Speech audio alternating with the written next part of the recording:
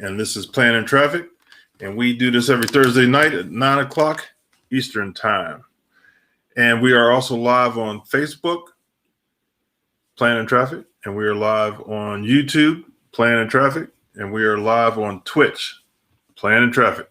So check us out. You can all go on the chat in any of the platforms, and it'll show up here so we can see what you're talking about. What's up, fellas? Chat room should be open.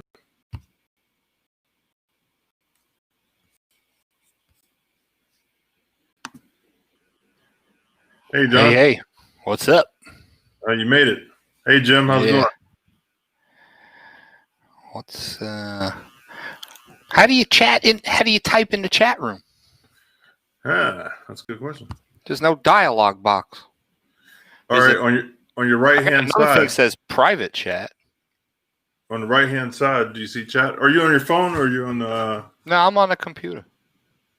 So on the right side of the screen, it has chat, caption, and graphics. Or maybe it's just says chat, and then it says Restream IO messages from audience will display here when received. All right, click on the chat. See what you got. Nothing. It comes up like it's going to click something, but it don't do nothing. That's weird. There's another block on the lower left that says private chat. No, let me see. Do I have to open it? It says you can talk with the host and other guests here. There's a private chat box on the lower left. Oh, let me type something to see if it works.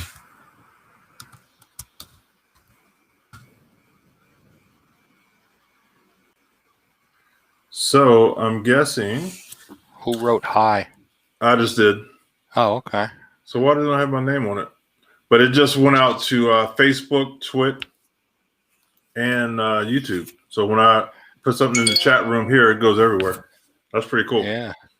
But you can't do anything, huh? What about you, Jim? Oh, there's Papa Squirrel. Hey, he's in the chat room. Yeah.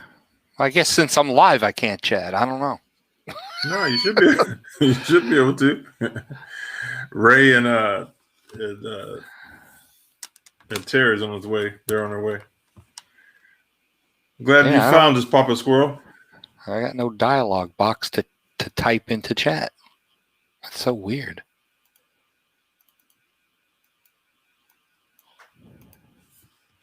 I don't even know how to help you because it's new. People just watching us live. This is a new platform that we're on, so bear with us. We'll get into some car stuff in a minute until we figure everything out.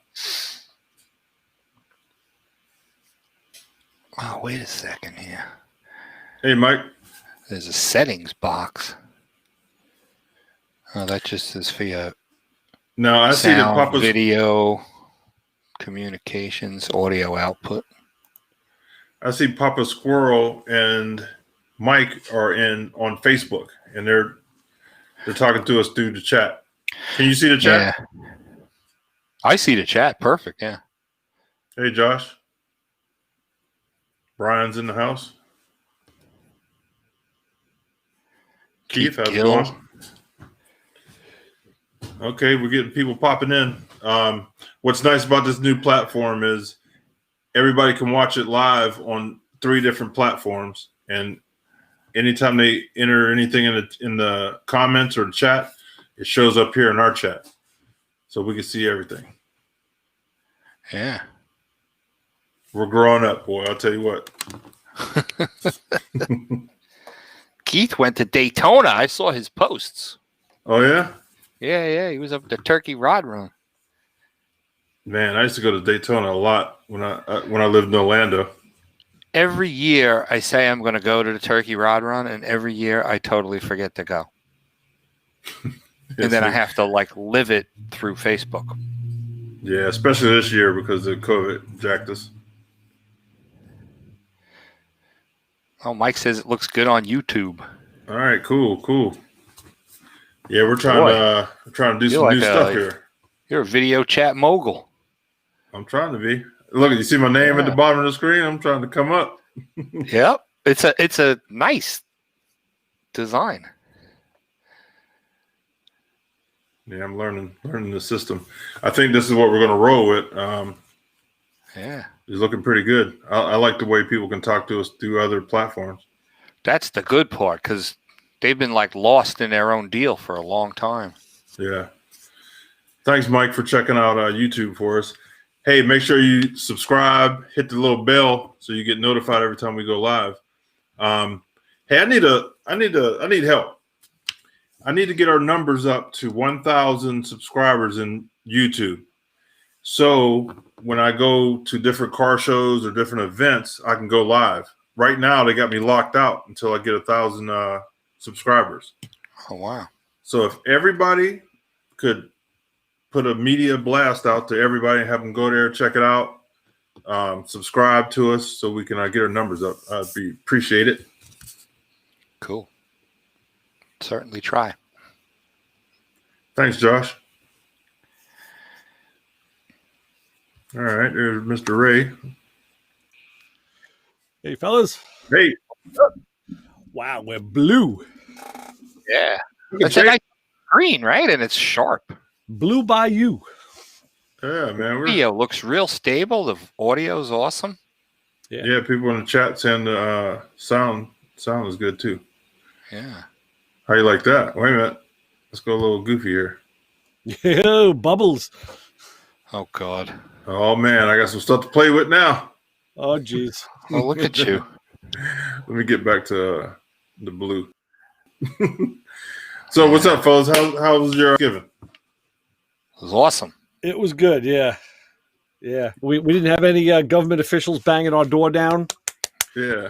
Yeah. They don't do that here in Florida. Yeah. I kept my curtains closed just in case. Yeah, we did too. Unbelievable. Yeah. Thank God we don't live in California. Oh. Taking a hit, aren't they? Oh, my God. Land of fruits and nuts. I was watching the news. They're like locking down over there. Yeah. It's not going to serve any purpose whatsoever. It's a waste of time. Did you see these guys over in Staten Island, what they're doing? Yeah, with the bar? Yeah. Yes, Yeah. I saw that. They're basically just getting right in Cuomo and de Blasio's face, just saying, yep, screw you. You know, Unbelievable. like a block away. If Trump just went on national television and said, look, just if you're going to be around a bunch of people, wear a goddamn mask. If you own a business, do whatever you got to do to keep the people apart. You know, be smart about it. If he would do that, the whole country would do it, whether they liked him or not. Well, that's and it wouldn't have to hear shit from idiots like Cuomo and this moron in California and the whole deal. If he would just come out and say, look, just do this and let's get past this crap, everybody would do it. They did, though. They had undercover people inside, and there were like violations all over the place. So they just started writing and said, hey, we're shutting you down. Making a good case to stay open. He wasn't complying, so I guess it's got to go both ways. You can't have it all one way, I guess. Hey, Jason, thanks for checking us out on YouTube. We haven't seen Jason in a while. What's up, Jason? He's checking us out on YouTube. Hey, Brian, how's it going? Hey guys, how y'all doing? Right, living the life. How's your Thanksgiving? It was. We had a COVID scare. We had 2 days, I guess 3 days before Thanksgiving. Brianna gets a phone call from her employer.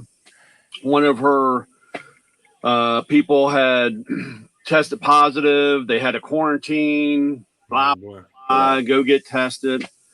So that kind of threw Thanksgiving off a little bit because it was 3 days, then go get tested. So comes back, she's negative, not pregnant. Yeah, good. Good.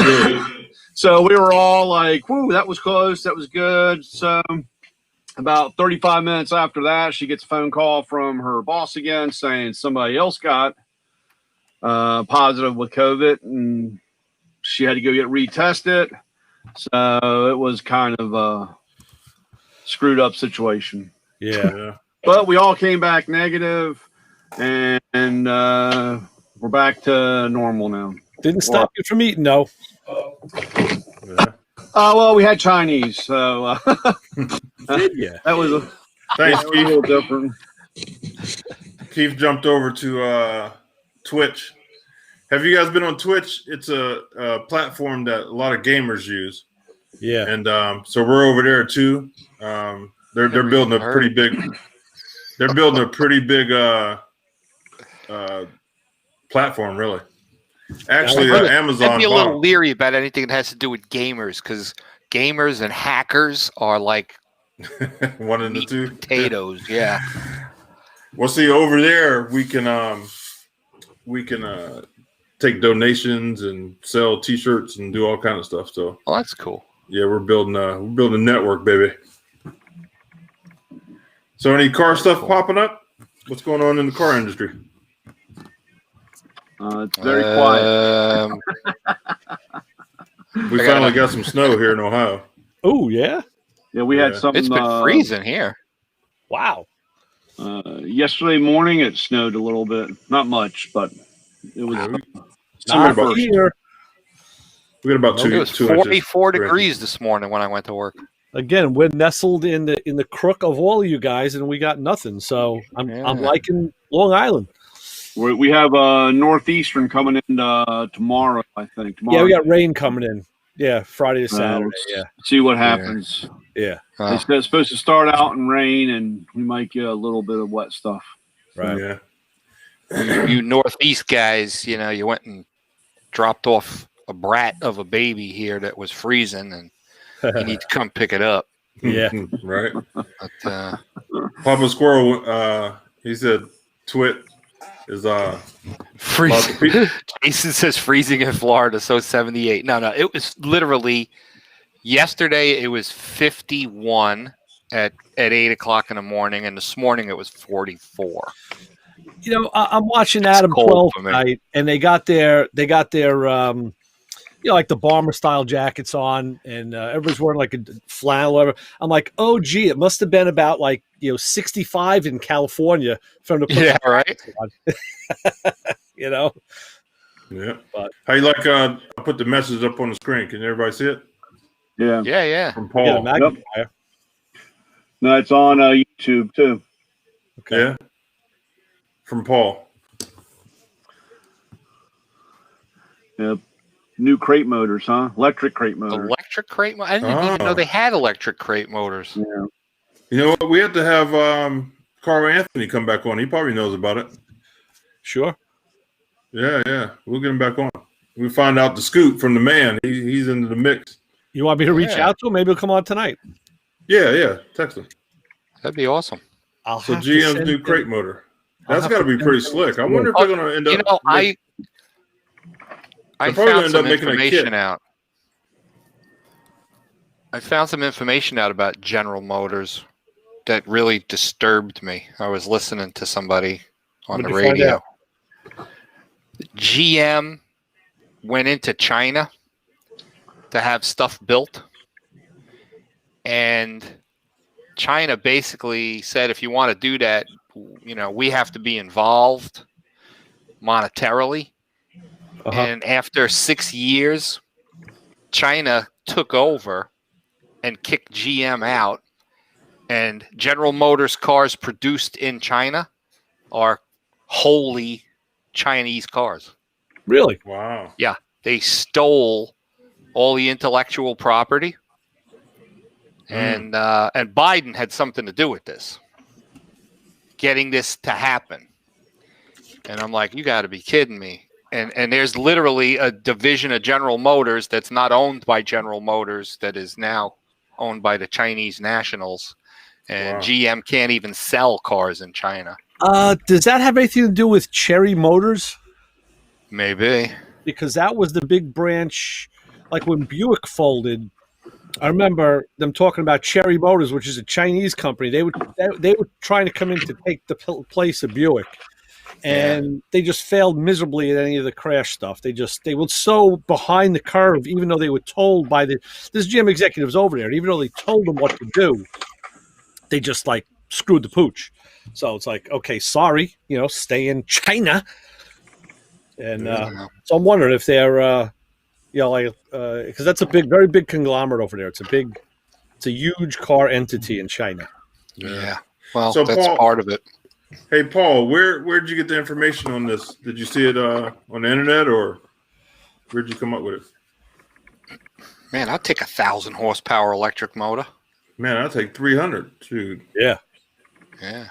it's all torque. I just That's saw got tonight to be that some big battery packs, though. Uncle Tony just bought himself a Miata, and he's going to do a little road racing in Tennessee. And I'm thinking he's going to keep the Mazda engine. He's not going to put an LS in it or anything. And I'm like, wow, that'd be a nice electric. You got it for like $200. Like that'd be a nice electric conversion car. Yeah. Yeah. I talked to a guy. He's taking motors out of forklifts, the electric forklifts, and he's using those for cars. A lot of them have that. A lot of them take the forklifts. Yeah, it's pretty slick. How much horsepower do those forklift motors make? Oh, it's got to be crazy. I Well, don't know, but They're It's all not really the torque, real horsepower, low I think it's the RPM, torque. though, right? Yeah. they had that show on Motor Trend or whatever. But that was the company. And that's where they were doing. They were taking they were buying up old forklifts and then refurbishing the motors, and that's what they were putting in all the cars. Cool. Something about, yes, it's close enough to so they can adapt some type of transmission up to it. Yeah, I guess. I remember back around 1996, we had a group of students from Stony Brook University come to us with I think it was a Chevy Cavalier. It was a small Chevy that Lilco, at the time was Lilco, donated to them. And they wanted to do a hybrid. So they brought us a snowmobile motor and an electric motor and said, can you figure out how to put these in?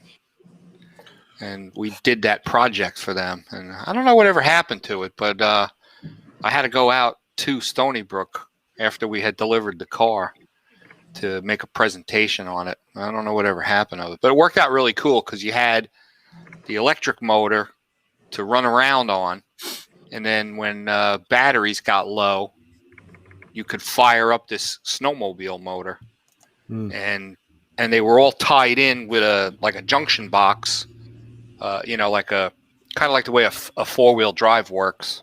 So you could either power the car front wheel drive through the electric motor or through this like 17 horse snowmobile motor.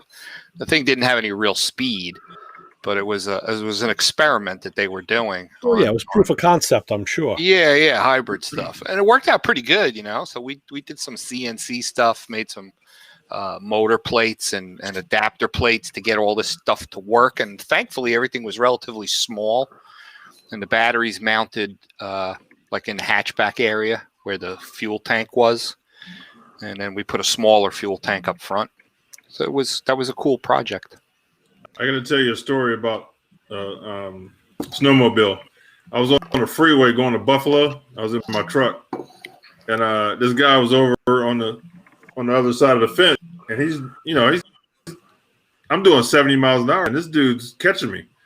So every time he'd hit a driveway, he'd slow down, but then he'd catch me again. I'm telling you, he was doing 70, 80 miles an hour on this thing. Yeah. Oh, those sleds can crank, yeah. Oh, yeah. Yeah. I couldn't believe it. Yeah. Oh, so everybody can't talk?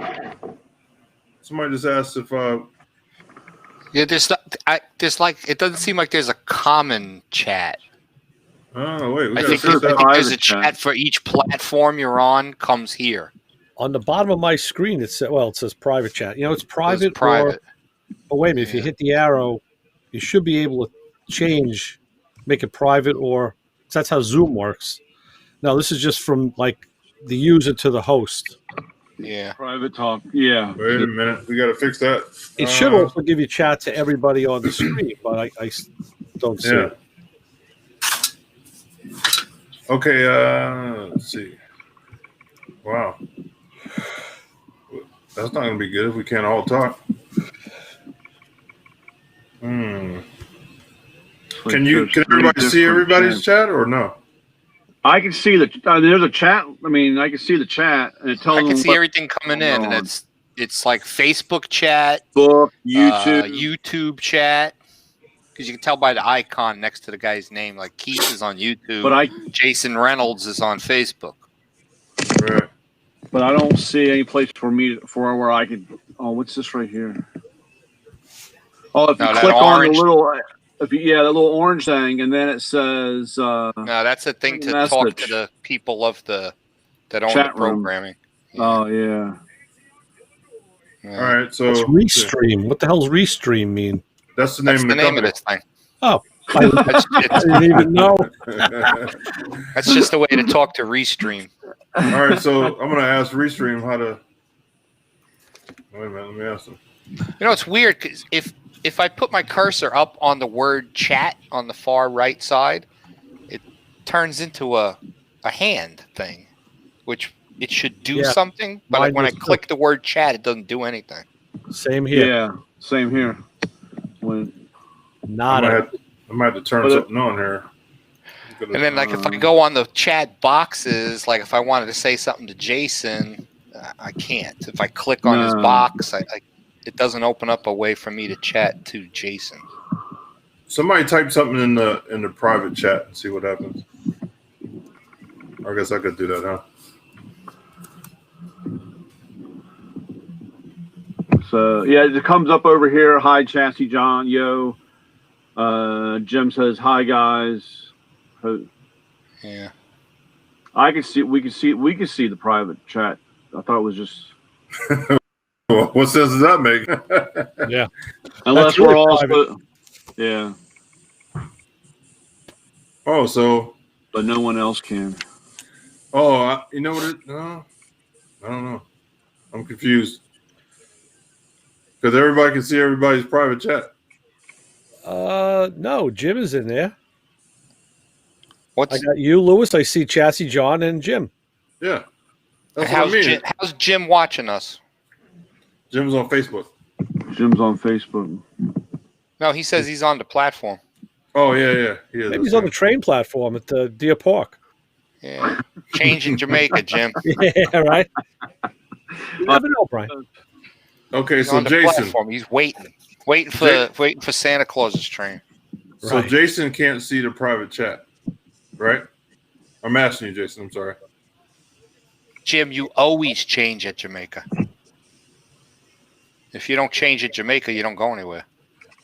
It's the end of the line. I tell you, Jamaica is it's a really nice station now since they redid it. Really? If you haven't been there, you would not. I mean, the first time I was there a couple of years ago, I thought we were somewhere else. I was like, this isn't Jamaica. Come on. Get out of here. They redid it finally? They poured a ton of money into it. The place was built in like the 50s. I know. They really, they modernized it, made it all like a lot of stainless steel, nice lighting. You wouldn't think you were in Jamaica Station. Stainless steel makes it easy to get rid of graffiti. Yeah, and blood. Yeah, that's true. Kind of wipes right off. Play a local video. I don't know. When I was in the city last Christmas and we went on the subway, I was amazed at how clean the subway cars were. They have changed, yeah. And this was before they announced COVID. It was last Christmas. And I was like, wow, holy cow, what happened here? It didn't smell like cheesy piss. I was like, wow, this is amazing. Like the bar bathroom. Yeah. Nothing worse than the smell of a bar, like early in the morning. No, but you know what I always liked? When you go into an old school bar and you could just smell like the wood is impregnated with like beer and liquor. Yeah. Not that bar smell. That's cool. Hey, everybody on Facebook and YouTube, I'm going to put a link in the chat here. And you can come over here to this platform. How's that? That'll get everybody here where we can see. See how many people we can load on this thing? Yeah. They'll start getting like postage stamps.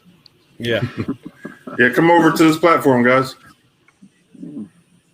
We're new. We're trying to figure this out. Click the link.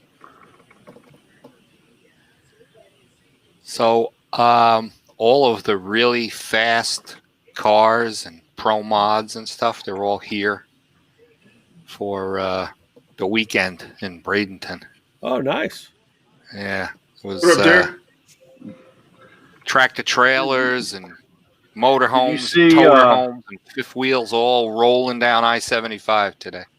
Did you see that Reapers? Oh my God! He burnt both his cars burnt down or whatever. You know, it's those lithium batteries. You think it is? Oh, I was guaranteed. wondering about that. I was Guaranteed. wondering about that. He lost both cars. A lot of cars. A lot of guys have had fires in their rigs after going racing or transporting to racing, and it's those lithium batteries. And if you, they're ridiculous because they're tiny and they make a ton of power. They're really good for a race car, but you need to completely disconnect those things, take them out of the freaking car, and I don't know, find another place to put them because they burn down trailers. Got this lithium battery in my motorcycle, and I tell you, when I picked up this box, I thought they had an empty box on the counter. I opened it to say, I thought they took the battery out for demonstration, and it was in there. I was like, you gotta be kidding me. You know? Yeah, they have these lithium batteries they sell for the race cars. They're 16 volt. Okay. They're unbelievable. Wow. But they have a tendency to short circuit, Yeah.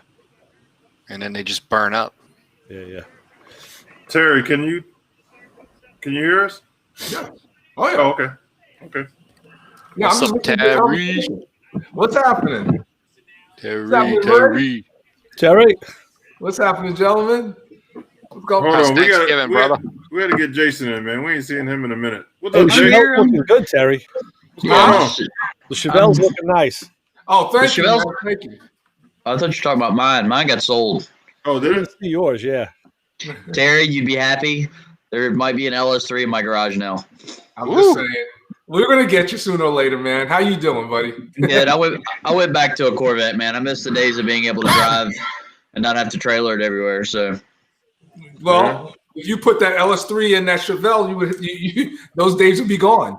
nah, but I got a better pack. I got a 2013 Grand Sport. So Oh, There you go. okay. yeah, Is it the wide body one yeah, it's Grand Sport. right out? You should check out if you guys like fast. My buddy's got a car that they just so it's one of the first LSX powered C7s. They cracked the block twice on it, so he finally gave up and they put an all iron LSX in it. That's where to go. Single turbo. The car went 9 something, 152 miles an hour. On the second launch, he put it on the 2-step, and he goes, well, we found the limit of the diff. Yeah. Grenaded it right on the line. Oh, God. Hey, Chassis John, your Yeah, boy man. John said, "What's up?" Cool. Yeah, he said that we were talking about Glenn Hunter, and he was saying that Glenn had that 55, 56 for a while, and he Long said that time. he was down when he was like maybe 20. He pulled a wheelie down some highway in what's it called in Long Island. Sunrise. Yeah, Sunrise Highway. and he said that car's always been fast. Oh, yeah. Yeah, It's unbelievable. Glenn Hunter is a legend. Go on Glenn's Facebook page. Yesterday, he posted pictures of I saw the that. original owner and his dad when he got the car. When his father got the car from a friend of theirs. I think it was like brown or something. It was like rust-colored brown or burgundy. Yeah. Yeah. Yep. So that Yeah, I car's been thought it around was for a grandmother. long time.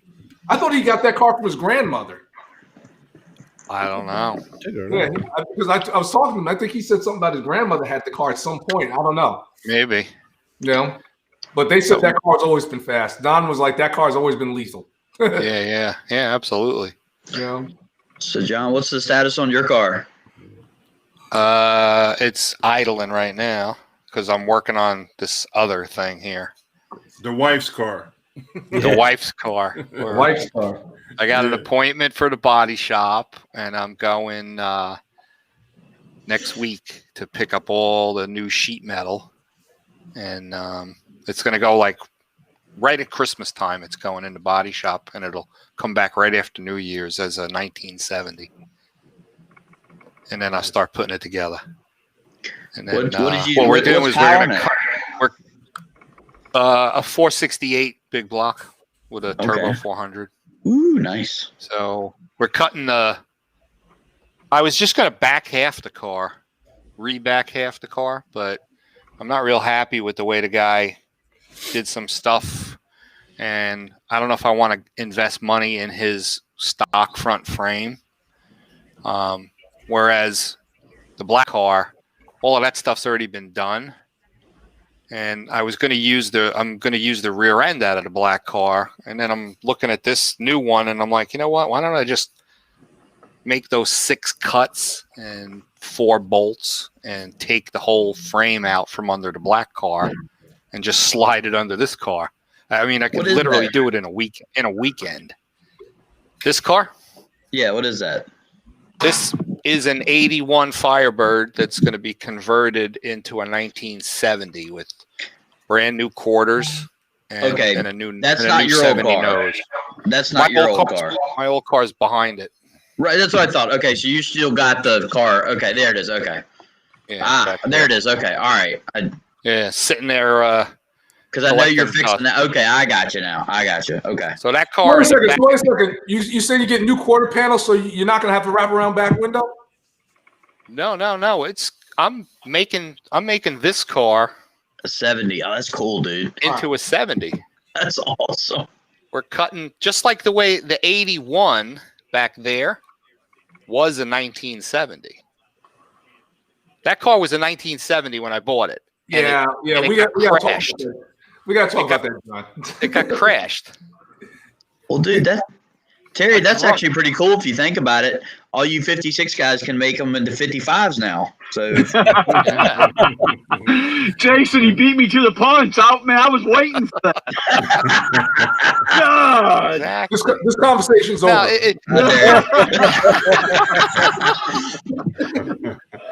I mean, How's the plans were All right, you go. Haven't seen you in like I don't know how many years. oh, dude, the plans were to just finish that Camaro, which is now gone for a few weeks. It's done. And it was to get on the 81 and do what I got to do to that car to get it up and running, you know? And then his wife this- talked him into getting her car. And then this thing came along at a price that was amazing. And then I was talking to Ray, I think. I started going through the boxes of parts that this gentleman gave me with the car. And there's about at least $4,500 worth of parts. Wow. Some of the stuff I don't need, and a lot of the stuff I'm actually going to wind up using in this car. So That's it was awesome. the deal was just amazing. And it was my wife's idea. She's like, well, you took a 1970 and you made it a legit 81 with the proper nose and the proper quarter panels and taillights. She said, so why can't you reverse engineer an 81 back into a 70? So I went online and there are full quarter panels available from roof to rocker, front to Damn. back, taillight panel, the fiberglass piece that goes between the taillights. All that stuff's available for 70 to 73. And then the fenders are all the same on the Firebirds, unless if it's a Firebird. If it's a Trans Am, they're all the same with the vent. The only year that's the weird one is 71 had this like little louvered thing behind the front wheel. So that's like a 1 year fender. And the nose itself, 70 to 73 is one type of nose, 74 and up, and then it changes. And when the nose changed, 74 to 77. right. And then when the nose changed, the hood changed to match the nose cap. But the fenders are physically the same. If the contour of the fender from the parting line up and around and down is identical from 70 to 81. There's no change. So I have a company that I dealt with out in Titusville over by NASA that makes a lot of fiberglass parts for like road race guys, and they make a 70 to 73 fiberglass nose cap that just bolts right onto your stock fenders. So I don't have to deal with, like those S-shaped mounts that bolt to your frame and, all the stock stuff. This nose cap just bolts right onto your fenders, and then you can put your headlight buckets in, trim, your grills, all of that. And then underneath the nose, the splash panel, that's, for whatever year car. 70 to 73 has its own splash panel, and then that changes. So I'll have all those parts, and it'll literally be a 1970 body. Doors are the same from 70 to 81, no change. No change. Wow. So yeah, course, we'll wind up. I find the major irony in all this that you could actually make the first car back to a 70, which it was, and make the second one the 81, something, which it pretty much is. Yes. You can do that too, but you're not. But see, here's the thing. Uh-oh. Well, no, this is the difference between the two, which I can't show you unless I was to take the camera around. When the 70 got crashed, I said to my body guy, let's make it an 81. I said, but what I want you to do is get rid of everything from the doors back. So the inner sheet metal, all your inner supports, the pieces that come down that support the roof panel, the piece that's underneath where the hinges would go. That's a panel that spans from the left quarter to the right quarter, and it supports the trunk hinges. All of that stuff was cut off and gone. I said, let's build this 81 as a panel car, like a Pro Stock. So he cut away everything, hung the quarter panels, and tack welded that filler panel at the bottom of the window where the hinge that hides the hinges. It's tack welded to the quarter panels. There's nothing there. So it's smooth back there. It's all smooth, right? Because I built it as a race car. So I put in the supports and the chassis, and modifications and all that other stuff. So that car, if you were to weigh the back of the car, that car is probably about 100 pounds lighter than this car. Wow. Well, I have a question, John. Some of the stuff that's in here is coming out, but what I'm trying to get that I have to work with the body guy is the original 70, it had a regular trunk lid that opened up with the stock hinges. Right. I want to do the same thing with this car. So it's going to be a little difficult because you're cutting away stuff that you kind of need. And in order to make this change, the problem is there the inner paneling on the 70, there's more of it because the window is shorter. It goes up like a triangle. The later models, they come down. They're different. So the inner panels that are on this will not match a 70 quarter panel because the inner panels in this are built for that large opera window. Yep. So that stuff's got to come out. There's no way that the quarter panel can fit with the inner pieces to an 81. So that stuff's got to go away anyway. But we're going to try to precision cut where the quarter meets the hinge support. And then maybe I can just run some tubular supports to the chassis to hold that, because I do want to use a stock deck lid with the torsion bar springs. I don't want to put a pin on fiberglass deck lid on this car. Start cracking. The original 70 was had a steel trunk panel. This one has a steel trunk panel. I want to keep that. So it's going to take a little bit of work to make that work. It's also going to slightly affect the height of the wheel tubs. But the 1970 didn't sit really low to begin with. It sat lower than stock, but it didn't sit super low. And the tubs were relatively close to the top of the tire. I have about another 2 inches I can come up, and I can even notch the tub around the support work for the hinge. And that part would actually kind of stick down inside the tub. but it wouldn't be anywhere near, having a clearance problem with a tire. So that's where my fabrication will come in, to get that done. Is this for your wife? Yeah. Yeah, pretty much. Okay. Then I have another question. Are you Sure. Could we at least try to LS this one? Oh, jeez. No, it's already got a 468 Chevy in it. So I guess, John, my question was, what are you powering your car with? I forgot. It's. Do you, I'm hanging around 632 inches right now. okay. There's a possibility I may do something different though. I may go bigger. Just call it Pat Busey. What is that? I was watching one of those things. Yeah, They were running like a 900 and some cubic inch. I know, but they're like $75,000.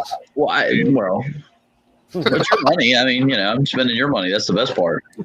Yeah. No, but yeah, I watched We their wind up shows with a 632 pump gas motor with Yeah. a couple stages of nitrous. But you watch these shows now, they've gotten so ridiculous. Like, that's $1 million race car that she's got out there. I mean, she's fun to look at, but man, those cars are, I mean, that, Yeah. Well, All of that stuff. It's a good thing. Oh, Good thing Davey does what he does. it's just gotten so stupid. Yeah. But good for them. And the boyfriend, he gets the best of both worlds. Oh, God, she is so ridiculously hot. Sorry. You're going to have her on here now, aren't you, Lewis? Yep. Oh yeah, you should get Lizzie Musey on Dude, here. She's a good girl. I mean, dude, she can drive a blown streetcar and looks like that. Are you kidding me? I'll tell you what, she had a lot of trouble early on in her career. I mean, she totaled like 5 cars. Yeah. She had a penchant for guardrail hunting for quite a while. Swear to God, It ain't hard to I do. feel bad for her. Hey, let me tell you something. Those cars, they're not easy to drive. It's No on way. YouTube. Yeah. So she put a couple of them up into the guardrail and over the guardrail. Jerry Bickle. Let's say Jerry Bickle made a lot of money off of her. That must be their body guy. He's the chassis guy. Yeah. No. Hey, Terry. She doesn't even own the car. She drives for a guy that owns the car. Oh. Who owns the car? I forget the guy's name. He's been dealing with Pat forever. He's one of Pat's customers for the longest time, and there was somebody else was driving this guy's cars for a while, and then Lizzie stepped in, and she had some trouble in the beginning, but she's good now. She's got it worked out. So yeah. She'd be All right, awesome to who's get on. echoing? I don't know. Somebody's echoing. Hey, Somebody has more than one window open. Probably me. Terry, you have a shop called Cutaway Performance. Lewis, if you go down to the settings tab and then go to advanced settings, mine were already pre-checked. Echo cancellation, noise suppression, and stereo output, but that may be something people want to check. Hey, Ray, Hey, yeah. how do you see my car, by the way? On one of the YouTube videos. You did the alternator. You did the alternator video. Done. Forgot. Yeah, it was Remember? back here. Yeah, I forgot. Yeah, look good. It was your video. I forgot it was back there. Watching your. Yeah. Wait a minute. You changed the alternator on that car. I did one for the truck as well, but yeah, I did change it on that. Right. I forgot that it was out there. I forgot that the car was there. Yeah. Ray, Yeah, where'd you see the advanced settings?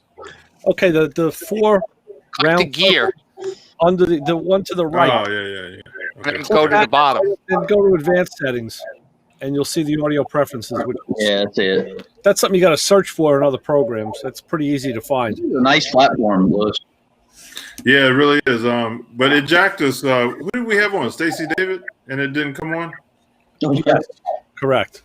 But we're trying it now with just the fellas. So next, Well, if you remember, we did a test hit during the week. yeah, You, and me, it and worked. Terry, and it worked fine. And then we came in with Stacy, and he couldn't get in.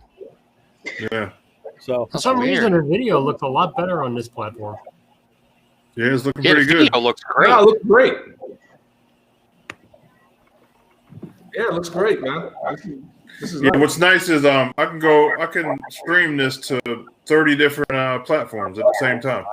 That's So cool. What? Really? Yeah, That's so awesome. we're gonna start seeing some numbers pop up like before when we first started, man. We used to Go have to YouTube, go to Instagram. Yep. That'll be hot. So Terry, I was asking you about that place called Cutaway Performance. You ever heard of them? I'm sorry, say again? Cutaway Performance. Ever heard of them? No. So they're now making engine mounts for C7s to pull the LTs out and drop LSs in them. Oh, So that's what my buddy did because he had a C6 Carbon before. And when he built this car, they finally just gave up and they said, we're just going to put an iron LSX in it. I mean, this car, dude, you should hear this thing. It is just nasty sound. It's making like 1550 the tire. Yeah, probably the stock bottom end. Oh, no, he puked it's got a sequential trans in it. Oh, I mean, it's wicked, dude. Yeah, I would like to see that. Does he have what page is he on? I like to check that out. Cutaway Performance. It's a guy named John McGee that built the car. I don't want to look that And, back. yeah, it's a real cool dude. They're out of West Virginia now. They're actually it's a local buddy of mine that owns the car, a guy named Matt Kavanaugh. And dude, the car is just a really cool. He's the guy that did the work on my C6. Of course, I had just bought the car, so we were going down to Tail of the Dragon, and I'm like, I got to do some stuff to it. So we threw headers on it, exhaust tuned the car, intake, and now I'm looking at a blower setup for it in spring. So That'd be nice. I That'd be think real nice. 700 at the tire should be plenty for the street. Why do you need more? Why 7. do Yeah. you need more? I mean, it's just such a good platform. The LS is so easy to make power on. I like my big block. It was a fun car. I had it for 4 years, but I was like, man, I'd have to put another 50 grand in it to make it even close to this. So. Yeah. Boat anchor, man. Come on. But I'm also the next Chevelle I buy is going to be done. I'm not doing that again. That's too much work. That's money pit, man. Let somebody else do it. Brian, what's the matter? Look at Brian over there. Well, Brian, you're still a Ford guy, right? You're still a Ford guy. Oh, I'm trying to buy my buddy's Fox body. He's got an 89 Fox body. He's got like 50,000 miles on it, all stock. Really? Just I wish a cool I had car, mine. man. What? I miss mine. I told him, I said, please tell me if you decide to sell it, please give me first right review because you can't find them unmolested anymore. They just I don't know. exist. Yep. They're all hacked up Oh, or rotted. I mean, they just rot out. I mean, anything that old now. right. I mean, you Well, I can't. tell you what, Brian, man, I got that. U.S. knows I got that Lincoln Mark 8 in my driveway. Yeah, Brian, could be yours. Nah, it's all right. You better I- get the LS and that Hey, thing with the speed. Buried deep in here, one day maybe I can get my Mustang. So Brian's gonna come up here and hang on me because I'm gonna be back in Mustang world working on this. What year is it? What year is it, Terry? 96. So it's got the air ride, so it looks like it's slammed and blown up. Yep. That's what They all go. I go outside. It's all, That is the old all down. Mercedes. They always look like they're riding, laying frame, going. Start it up. You know, and that system was bad for a long time. You think they Right. would have figured it out? Oh, that's so funny. You know, the airbags still work from 96, so I can't really knock that. Oh, they do work, so they're not. It's not slammed in the nose like all of them. Well, I haven't started the car up in I don't know when, like maybe like 4 months. So now it's on the ground, but if I start it up, it'll pop right up. No, that's funny. You know, but that's gonna be my drift car. I'm gonna put an LS with 6-speed in that thing. I'm sorry, Brian. No, you know what? No, I'm not sorry. Damn it. Did you watch Hot Rod Garage this week where they took the C5 and it turned it into a drift car? Yep. Road racing did Cool. drift. It was awesome. I gotta watch that. I got it on It was DVR. cool, man. I mean, and they did it there. They swapped everything. They road raced it. They took the car around some hot laps with some slicks on it. At the track, they put the different knuckles so they could lean the wheels in. He did it at the track. Wow. He did it right there. And just that was awesome. So, Those guys are great. oh, dude, they're, real deal. I'll I love all of that Motor Trend stuff. Dude, it's the best $65 you can spend for a year on the app. I literally watch like 3 channels, and that's one of them. Yeah. I like all of that that ain't a bad stuff. price. I like that show Steve Magnante does. Oh, yeah, gold. Junkyard Gold. Junkyard Oh, my Gold. God. Yeah, that's a good one. Yeah. Right. He's awesome. And I love the way they take the car and then they overlay what it would look like if it was, made nice. Well, stay tuned in because he's coming back to Motormouth Radio again. We just got to find the right day for him. He's already. He's cool. He's good, dude. I've had him a couple of times. He's good. He's really I good. know. Should bring When him we on. were at SEMA, I told my wife, I said, we got to look for Steve Magnante. And she's like, who's he? I go, he's this like brainiac car guy. I said, but as soon as you see him, you're gonna say he's probably still lives home with mom. He just looks like that kind of guy, Hey Ray, send me his info. I'd like to get him Sure. on. Yeah. He's a low And tech. then when when we finally found him, she was like, "Oh my God, you were so right." He's like an idiot. I would just like to savant know of how cars. much I would take what he forgot. I don't know how he can God. remember all that stuff. I'll go with what he forgot. He's for absolutely his knowledge. amazing with what he knows. Yeah. Yeah, There's nobody like him. it's crazy. Look at Josh. LS the world. My brother. Everything. Hot dog trucks, airplanes. Terry, is that motor in my new GMC LS based? I haven't even bothered to really What year look is it? at it. Wait, What year? 2020. No, you probably got something different. Well, you might. Hold on a second.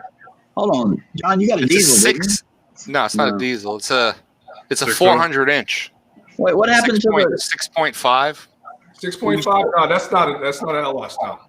Oh, okay. Did No, you you got something else. remember you I got an wouldn't think LT. it was in your own car? What?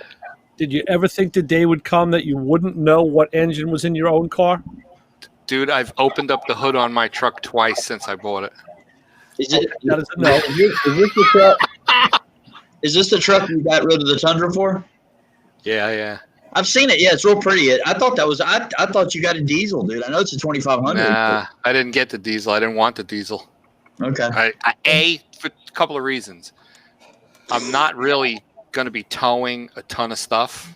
Right. I am going to be carrying some weight. I'll be dragging like a 34-foot car trailer behind me, which I'm well within the range on a 25. And I don't want to deal with DEF. No way. No. I am not going to have to go out and spend the money to buy cat piss in a bottle and then have to deal with That's what it when is. that cat piss generator decides to regen on the middle of the highway or when it decides it doesn't want to work properly. No way. I almost went 1 month without a check engine light on the fucking tool truck. Right. The 30th of November came the check engine light, and I had to deal with it for 45 minutes on the side of the road to try to get it. Dude, John, I get it. My buddy's got a 2017 Silverado diesel, and every time it's always in the shop. Something Right. stupid. And it's not like it will. This truck tow it is- in the house. This truck pulls like a monster. It's Right. fast. It's comfortable. It's got all of the options in it. And the dashboard literally monitors everything. Yeah. And when I'm up on the highway, because I have to do a lot of traveling on the highway, I throw that cruise control on, and that the readout tells me that I'm running at 17.5 to 18 miles a gallon. And it's got a 34-gallon fuel tank. I know you don't understand about the Tundra with a small tank. What? Well, my Tundra, I've got a 2015. You had, I think, something similar. Great Yeah. truck. The Achilles heel of that truck is that damn gas tank. Yeah. Dude, when I had the Chevelle coming back in 2016, I literally was getting 8 miles a gallon. I'd have to stop every 200 miles to get gas. Wow. It sucked. I mean, great truck. I love my truck. I don't tow Yeah. as much anymore because I sold it. I sold the big trailer, but I'm not going to sell it. There's no reason to. But it just, if the Tundra does everything right except that, But I wanted now up here they were having problems at one point selling the 2500s because nobody was buying the big 3/4 ton, so they couldn't give them away. But do you guys have that problem down in Florida, or are they asking a premium? No, in Florida, they everything's 4-wheel drive, and they'll sell you anything. Okay. So, yeah. Is that you? Is that you, John? Yep, that's it, brother. You got The a ugly 6.6 face. liter. If you don't have the Duramax, you got the 6.6 liter. Yeah, 6.6. Okay, well it's a 6.6 Duramax either, so either or. Yeah, no, it's the 6.6 fuel. Yeah, good engine. Good. Does it come with the Allison? Awesome. Allison transmission. Yep. Oh, Yeah, so yeah. you've got what I would want is the Allison. That's what makes it so great to tow. Oh yeah, the 10 transmission's speed, ridiculous. 10 speed. Yeah, Yeah, and let me tell you something. Like, I have this 250-gallon poly vat that I throw in the bed up against the headboard every now and then when I have to do a lot of aquarium services where I got to bring the salt water with me. So I strap that thing in and I'll fill it up with 250 gallons of salt water. And I mean, the truck doesn't even drop a 1/4 of an inch by putting that weight in up against Is that the an headboard. Allison or a Japanese version Allison? I don't know what GM put in there. It just says Allison on it. So anyway, when you put there's a knob on the dashboard and you turn it to trailer mode, it automatically changes the shift points and it puts in compression braking. yeah. It's unbelievable. You lift Oh. off the gas and you feel the truck go. Wait, compression It's- braking on a It's gas? unreal. Yeah. Because my buddy had the engine brake on the 17 with the diesel, but wow, I didn't know they were doing that on the gas. Yeah, That's it's literally got compression braking, and it could just be through the transmission itself. Whatever, who cares? I don't know, but you feel it. You really feel it. It's amazing. And the save shift your points, brakes. the upshift points are spread out further, so it takes a little longer to get into that gear, and they're firmer. You could actually feel the difference in the firmness of the shift. It's phenomenal, And then when you're done, you just turn the knob to normal.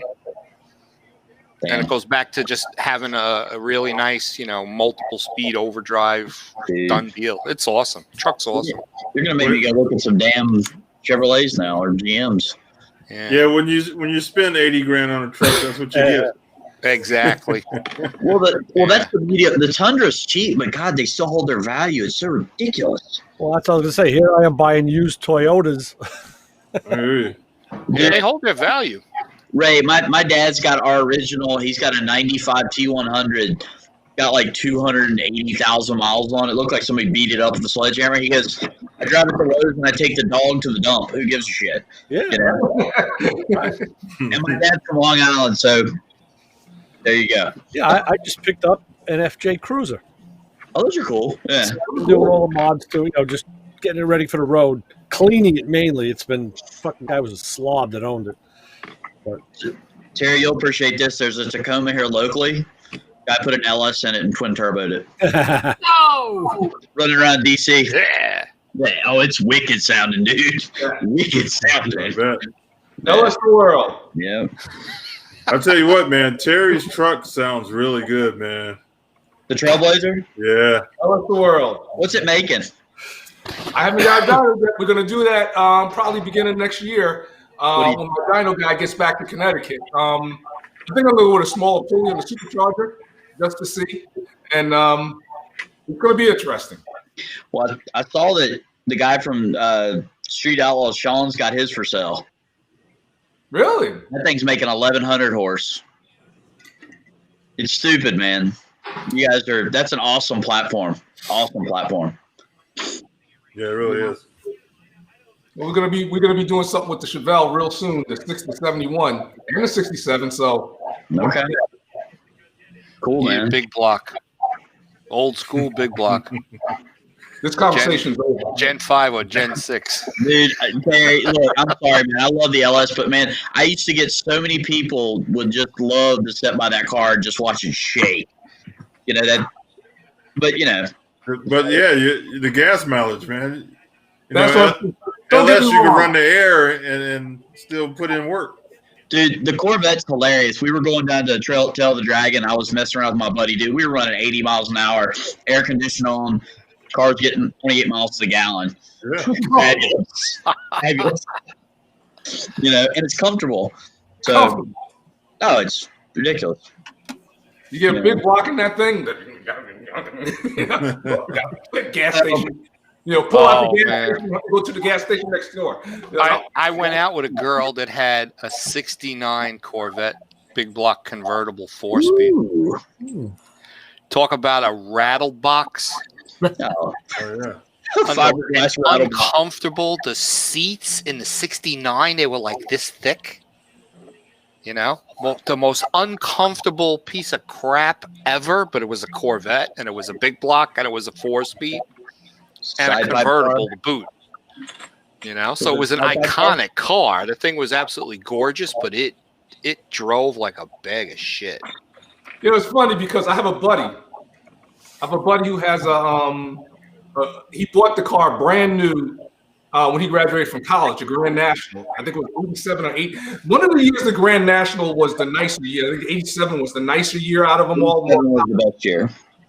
So he has that car, and it's been sitting in his garage. He's waiting for his son. My son's going to get this car.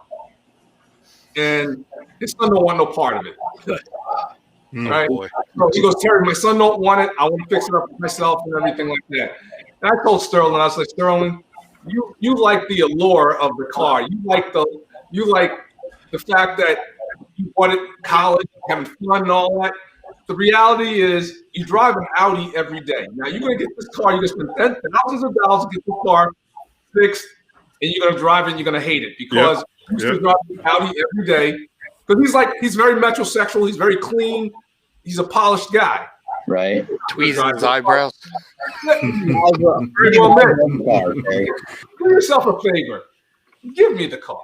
Yeah, right. Say, dude. Let's all go in together and buy it. I mean, Give me the car. You know, I'll take that car. National one owner. He's the original owner. Yep. He How many went out. miles are on it? Huh? How many miles are on it?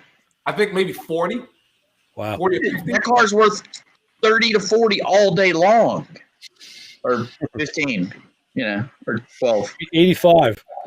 85. 87 Regal with a black paint job. Come on. It's worth me going to go get it. That's what it's worth. And, My buddy Larry just bought one. My buddy Larry just bought a really nice one. Now, I'm not going to jerk him like that, but no, I told him, hey, listen, if you really want to get this car back together, I'll help you. No problem. But I just think it's going to be a thing where, like I said, I think he likes the whole allure of having the old car. But reality, once reality hits you, you hear rattles and squeaks and it drives like a truck compared to back in 87. Yeah, road beautiful. But now. Idiot. I know you guys have heard this name. Look up the name. I'm not even going to tell you. Look up Chris Chow, 87 Grand National, the dyno. It flatlined the dyno at 1,076. He's got twin turbos coming up out of the hood, and he's firing it out of the side fenders. Oh, he put the car on the roof, apparently, going down a drag strip. But, yeah, it's a big.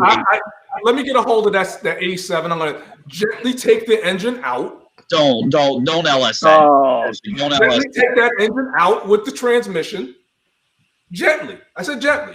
Put it on a crate. Put it on a Put stand. it on a crate, paper, wrap it around, whatever, such and such. And then we're just going to drop that LS with a turbo on it. Right on in. You know what's going to happen the first time it dead hooks? It's going to twist the frame and break the windshield. That's all right. That's okay. If it doesn't snap that corporate rear first. What's that? If it doesn't snap that corporate rear first. And oh, by the way, and while we're taking the engine on out, gently we'll remove the rear end very gently with a Ford 9-inch replace perhaps. And there you go. I was I watching. got a Ford in there. I was watching. Gotta have a Ford. Well, I was watching something about the reason why they never made those cars a manual was something to do with the thrust of the crank or something, and it would just destroy because there was no option really in 87 to put behind it. Or Well, something. we got T56s now, so Yeah, you put a 6-speed and just cut a hole in the floor. there you go. We'll put it right up in there, You know, Terry, you're gonna go through all of that. Just go out and find a Regal and paint it black. Nah, It'll be a lot cheaper. That's true. You got a point. You change the whole powertrain. You know. I wouldn't be able to have the little turbo. It's going to still be a turbo. So put the GN badges on it. Yeah. Put that Yeah. turbo V6 thing. Yeah. You rather ruin a real one, right? No doubt. Yeah. Just destroy a real one. We need to destroy it. That's the most fun part. Making it run better. Is to totally destroy something that's worth something else. Yeah. Why don't I'm you like just- I'm right just there, take man. off the motor. That car in the back, that 1970 Formula 400, fully loaded, polar white with bright blue interior, there was like 700 made like that with the 4-speed. Yeah, I'll tell you and I what. cut it up, threw stuff away. Who knew? John, you know James Antonetti, right? Yes, very good friend of mine. I worked for him for a little while. You know his brother Mike? Yes. He took an all original 1969 Z28, Uh-huh. made a race car out of it. There you go. We hated him for it the whole time. know. I'm gonna forget that. I was just like totally young and dumb. Like I never knew. It never dawned on me that those low back bucket seats that the 1970 Firebirds and Camaros had were going to be 1 year only. 1 year only is right. Okay. So now if I wanted to try and find a set for this car, they're like $800 for a pair of rebuildable rusty frames. Oh yeah. Oh yeah, I know that. Then you Hold on, gotta hold on. buy. Then you gotta buy the foam, and then you gotta get the covers. So I priced it out already, and I found a set, but I haven't pulled the trigger. It's gonna cost me $2,300 to put 2 original 70 seats in this car. That's Oh, hilarious. cows. Come on. That's crazy. Wait a second. What was the difference between that and because I might have a set. 1970 Firebird and Camaro I have a set. I were have the, a set of were the 1970. only I have 1 year only low back with a removable headrest. I don't think I have that because I do have a set. I do have a 1970 back interior from a Camaro, 1970, and I just didn't like them. I didn't like the pattern of it. Yeah. But I don't know. I don't think it was a.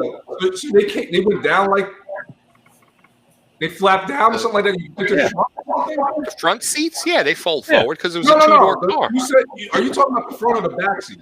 I'm talking about the front seats. Okay. I don't think I They have only put a low back bucket with a headrest. 1970.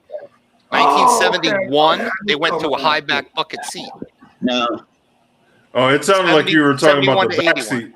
No, Yeah, that's no, right. I no, thought you no, were talking about the back seat, the back of the back. I don't know how you I got guys no- got a backseat out of that. I got no back seat in that car. It's 2 giant wheel tubs. Drinking iced tea. There you go. Yeah. Hey guys, I got to bail. I got to early start tomorrow at work. All right. Jim. This Good probably, seeing you. this Guy that guy has Firebird Graveyard. He doesn't have anything. They All right, want Jim, take it easy. between $600 and $800 for rebuildable frames. For garbage. Damn. Yeah. Rusty rebuildable frames. Jesus.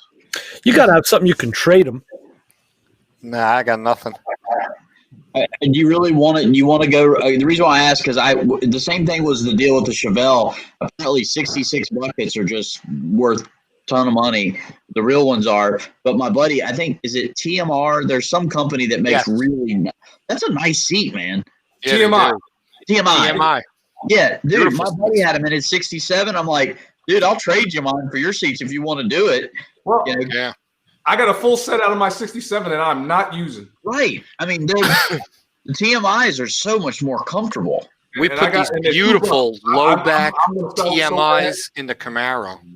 Right. I sent nice. Ray a couple of pictures of them. They're beautiful black vinyl with these big stainless steel rivets. Grommets Oh yeah, with this red material behind it. yeah. And you Gorgeous, can get the gorgeous stitching in any color seats. you want. You can get the stitching in any color you want. Yeah. And they're relatively affordable. They're not that expensive. It's the ones that are kind of like the ones we put in the Camaro. Is $1,600 a pair. Right, brand new. Yeah, brand new. Yeah. So, Hey I don't Terry, know. when are you gonna start on your brake system on your Camaro? I got to do the brake system on the truck first because, like, I got to. Okay, I found this on the web. For what are Shut up, woman. Well, with the Camaro, like, I already got all the brakes for that. What are you talking about? My '69 Camaro? Yeah, because I'm gonna buy your Yeah, old I got stuff. all the brake system. I got all. You saw it. I got all that stuff for that. Yeah, I want to buy your old stuff, so don't You throw it want my away. old stuff? Yeah. Maybe in a couple. Maybe if things go right. I'm thinking about February. Okay, put me on the Because list. the 69 Camaro comes into the garage shop, and my Chevelle goes into the other place. That's when I got a Chris Olsen 4-link. What's it called? That's going in there. It's going nuts. I got what is it? 2A1 coil all over the place. I got I think it's Hotchkiss. Hotchkiss upper and lower control arms. So Nice. Willwood brakes. So it's gonna be a sweet build. Mm-hmm. And I'm not painting that car. I'm not painting that car. That's the color, distressed cherry. That's it. Cool. I think I have what UMI stuff on my 66, man. That car really great. Oh, you got UMI? Yumi? I had UMI all through the car, yeah. The guy that bought the car's in Johnstown. He came down and got it, drove it all the way back. So I'm like, all right, good for you, man. Well, did you go poly or did you go with the rotor joints and all that? Just poly. Poly? Yeah, dude. Like I said, I could have spent another 50 grand on that car and I wouldn't have been done.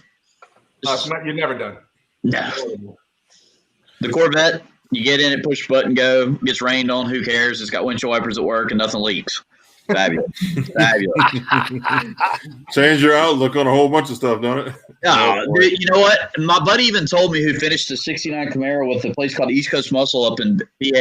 He goes, I'm going to tell you, don't do this. He told me, he goes, don't do it. Well, I got to do it. And he goes, and we still laugh about it. We both did it. We told each other not to do it. We still fucking did it. But it was fun. It was a fun project. And, but Yeah. no, but. Do you miss it? Huh? Do you miss the Chevelle? Yeah, I do. I miss the everybody loved that car. You could drive it anywhere and people just they loved it. It was loud, it was obnoxious, you smelled like Chevelle for 3 weeks. It's fantastic. But the guy who bought it, honestly, he said it's the car he had it when he was younger, and dude, he was so excited. I was tired. And I'm like, dude, for you. You see what Josh wrote? I'm scared to even ask. I put it on the screen.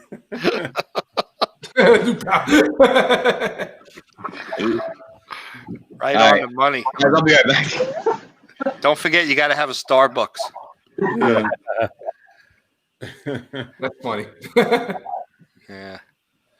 Yeah, Terry, with the tubular stuff that I picked up between Spawn and Global West, it's all either poly or Delalum, and the stuff is quiet.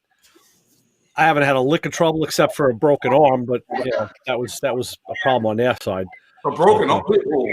Upper control arm, snapped half. Wow. Which one? One of the spawns, No, I'm saying the upper, the front, the rear, rear, upper or lower. upper. Wow. Holy cow. And when I first dry fit them on the rear end out of the car, and I articulated them, to horseshoe by the bushing, and it was hitting the rear end housing, and it's just a 12-bolt Chevy rear. So I shot him an email. I said with a picture. I said, this is what's happening. It's just hitting the rear, and that doesn't look right. And they said, well, in reality, when you drive in the car, you'll never see that range of, unless you're going off road, you'll never see that range of suspension motion. So it'll probably never hit. And I said, okay, well, I clearanced them anyway. And I clearanced one side more than the other. And the one that broke, when I took it out, there's witness marks on the rear end, witness marks on the bar. It was hitting. It was hitting. That's not good. But it was bad metallurgy in the actual threaded portion. Okay. And because they sent me a new set, it was like a couple of years later, and they sent me a new set, no questions asked, just free of charge. Now, did you get the adjustable? Oh yeah, oh yeah. Okay. Now, here's the question: did you go with like the Johnny joint in the carrier, or did you go with Poly? Poly. All right, because like you get these companies that talk about. Matter of fact, I'm doing a video on that right now. Like as far as the whole articulation thing and everything. Like you want your axles to move free, but you want your axles. I don't know. If you don't need it, if you're not racing these cars, and my whole thing is when people, when they build these cars, you got to be honest with yourself. What are you going to do with this car? What are you going to do with this car? Like 8 years ago, Terry, when he was building that 71 Chevelle, 8 years ago, Terry was like, "Oh, I'm going to autocross the car every weekend. I'm going to do this. I need the Johnny joints, the rotor joints. I need all this stuff. The polyurethane bushings and all that." May have autocrossed the car maybe 5 times. Maybe. Right. Yeah. So what you're basically doing is you're building yourself a car that's for racing that you drive on the street. Right. And it's uncomfortable. I mean, it's uncomfortable. I mean, it's comfortable to a point, but it's uncomfortable. Where you get yourself, like, I should have built a street car that you can put on the racetrack instead of a race car that you can drive Put on the street. Yeah. Right. Hold on. Does somebody have multiple windows open? Not me. I was trying to share my screen, but it wouldn't let me, so I just closed them. Because the echo's coming through. Somebody. I think it's Jason. Is it me? Really? I got all my cancel stuff off. Are you on your phone? No. Because we lost your picture. Yeah, I took it off because I'm eating. Oh. I don't think you want to see me eat. Yeah. But I've got all the echo cancellation and noise suppression checked, like Ray was saying. Yeah. But But no, I The tell weird people, part is you know, like- when I hear the echo, I see his icon flash. Yeah, that's why I thought. I don't No, know. but you This. gotta think of it like this: when people, like you build these race cars, when these guys build race cars and they actually go to the track, like a professional race car driver, after the race, that's his job. He's getting in the car, he's driving this harsh ride for a couple of hours or whatever. But then what happens when the race is over? He's taking his car, putting on a trailer, jumping in his Johnny GMC 2500 and driving. And he's not taking that car out until he's ready to race it again. And a lot of people got to get that notion in their mind. Just because they say, "Oh, you got to have this, you got to have this." No, set your car for what you want to drive. What the purpose of it is. If you want to run your car flat out, get the jump, get all that. You're 100% right, because I'll tell you what, my own car, the one thing I still want to work on is the front suspension. I got to dial it in. And I was on the phone with them, and I was arguing them. I said, "Look, these springs are just too stiff. You push the fender of the car, it doesn't move." Yeah. It doesn't. But I could take any on-ramp or off-ramp. I've never seen an A-body track flat like that. It's unbelievable. Yeah. But if you hit a jolting bump or even some dips, it's a pain in the ass. Yeah. Don't get me wrong. My 71, some of that out. That 71 could take a turn at 100 miles an hour, man, comfortably. Yeah. You get a more comfortable car. Okay, when's the last time I went around a turn at 100 miles an hour? Well, don't answer that question. Well, anyway, but the every day is, if I can get 40, 50 miles an hour and have more comfort, that's what I'm doing. And so that's why, like you guys are gonna be first to know. Me and QA1, we hooked up, and we're gonna be doing some videos. Okay. So, damn, you hook up with everybody. Well, I'll tell you, John, I hooked up a QA1 too, and I put in a full house of air shocks in my car. Nice. And of course, now the next year they came out with the dual adjustables instead of just a single. So, do they do air ride? No, not that I know. Yeah, it's shocks. Yeah. You know who's got really nice air ride stuff is Chris Alston, the company that he uses. Yep. What's the name of that company? Chassis work. No. But the shocks are from something else. Oh, Verishock. Yeah. Verishock. Yeah. Very shock. Yeah. They make a lot of really nice stuff, and they make air ones too. Yeah. Yeah, I tell you, the QA1 stuff is just sexy looking. I had a guy get under my car to cruise night. He was like, "Holy shit, man! What the hell kind of shocks are those?" I'm like, QA1. He's like, Yeah. they shouldn't be under the car. They should be like, bolt those to the deck lid or something. I'm like, yeah. It's a shame. Like a lot of the nice stuff goes underneath. You never see it. Yeah, and I you know, would use them if on the car, but I already got stuff. I got conies, and I got electric conies for the black car. Use what you got. Yeah. Yeah. It's funny because like even when you drop your car, that's another thing. A lot of people don't understand the whole suspension thing. When you drop your car, because for years I was not one to be like a drop spindle, whatever. I was just like, oh, I'll use this regular standard spindle, but then I want to drop my car 2 inches. Now the whole not pinion angle, but the angle of like the outer tie rods and all that is wonky. You hit a turn, the car is Yeah. Oh yeah. like a little dance and all that. Well, yeah, you get bump steer and all. You get a lot of bump steer and everything like that. So, like I said, drop spindles and I'm trying to do a rack conversion. You see, that's the thing. If you get the right, You got to be spindle- careful with rack conversions, though. It's got to be right. No, Or you'll introduce all kinds of bump steer. yeah. But you get a company. You deal with the right companies, like Flaming I River. have to go with Global West, and they design what they call the negative G control arm, which puts in negative camber into the front end. So that in relation with the drop spindle, everything it drops, but everything stays concentric. And I got in there and measured. I made sure I went because they said they gave you the instructions on how to verify it. Like you said, the tie rod angle, it's got to be horizontal. And I got under there and verified it and said, yeah, it's dead nuts on. And you drive the car and you can feel it. There's like no drama whatsoever. Nice Christmas tree. Yeah. Now, when I first drove my Chevelle, man, after I lowered it and everything like that, man, the car was just like it was like almost like break dancing. I was like, what? right back into the garage, raised it up. Yeah. It was horrible. Yeah. But you were talking about that. So we were talking about, I overheard you talking about what you did to all the suspension and everything. My 66 was on UMI with Viking coilovers. So we were able to really get the car right. The car handled great, but basically what he said is, he goes, we're going to set you up so it essentially was going to run like a factory F body. And honestly, dude, we went to Cars and Coffee once and I got behind this guy. We pulled in and parked the car and he went, I have no idea how that Chevelle stayed with me on that back road. And I go, it handles pretty good for a big car.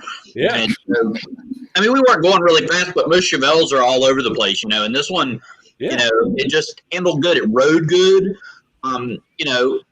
It's not going to outhandle a Corvette, but I mean, it handled good for a big 3,800-pound car. What tires did you have on the front of that car? What size? Tires and rims? I had 18s all the way around the car. I had 18 8s in the front, 18 9.5s in the back. What size? 10s or 11. Do you remember? I had a 2 in the front. I want to say I had a. Oh God, I think I had a 285 out back or a 295. Yeah, but and a 245 up front. 245 Okay. in the front. It was just a nice set. But the weird part about my car was I had to special order the back because the car had a 67 rear end. It was 67. It was a little wider, so I had to spec the wheels out right. Right. And of course, it had this car was pretty rare. It had what is it called? C-clip eliminated rear end, and so they never made anything. So when we ordered the brakes, it had like we had to specially make the brackets to hang the wheels on the back. So it had like the little caliper and the big caliper. We actually rotated it down because otherwise it was going to hit the frame. So I told the guy, I said, if you ever have anybody work on this car, they're never going to see this. And when I called Willwood, they go, they never made that car. I said, I know, we're having to make this special bracket. So my buddy, who thank God Chris knew what he was doing, we made it. So it was a pretty cool deal, but it just rode so good. And to answer your question, it had a Netto, what is it, 555s on it. 55. Yeah.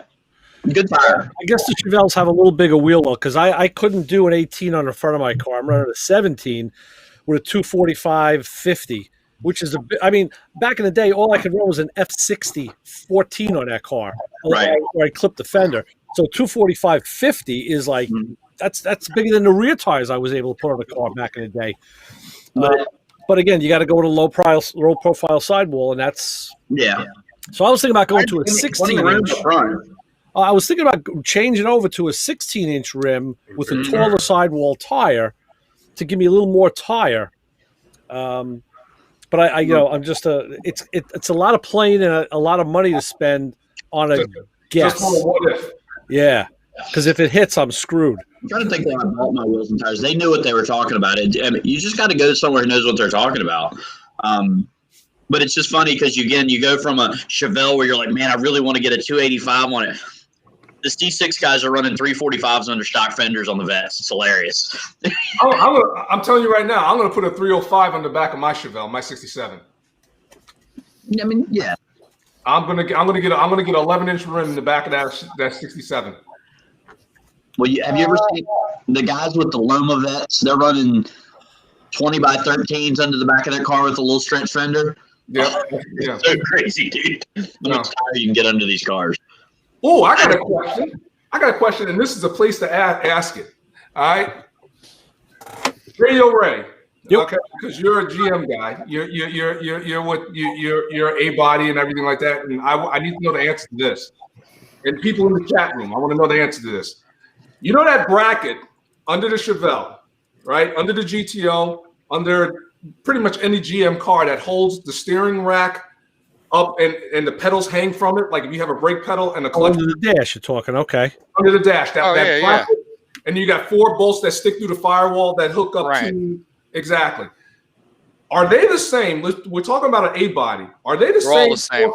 All the same across the board. Across the board. A 442, an Oldsmobile Cutlass. Yeah, I would say yes. Yeah, I would say There's yes. four bolts coming through the firewall, which if you're Right. doing power brakes, it'll cover all 4 bolts. Right. If you're only doing manual brakes, then it's going to be used the 2 lower ones. Right. Well, no, the point is that bracket, is the bracket the same? Well, I the believe bracket's going to be the so. same for the same body. In other words. Ray has one right there. Hold on. F bodies are going to use their bracket. A bodies are going to use their bracket. Right, but I'm saying with the A bodies, like let's say the Cutlass, is that going to be the same as the Chevelle?